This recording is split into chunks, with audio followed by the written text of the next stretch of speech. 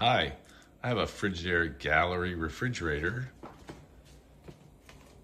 and the light just came on to replace the water filter. So today I'm going to show you what I do to replace that filter.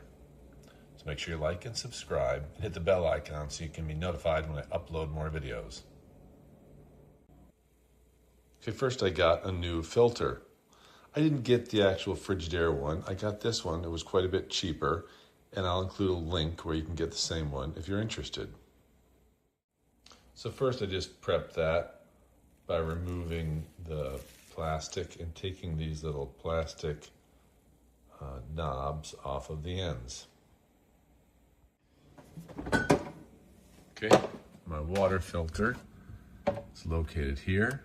Press firmly, and that comes out. And you can see how it's oriented with this little groove on the bottom. So we'll remove that. And then I'll take my new filter, orient it the same way, put it in the slot, press it firmly till it pops in.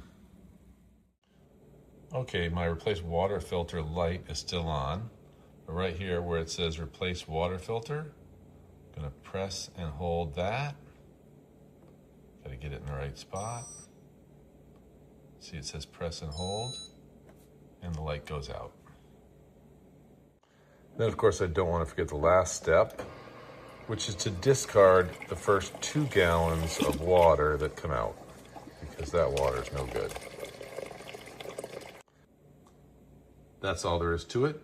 I've replaced the water filter and reset the light and discarded the first 2 gallons of water.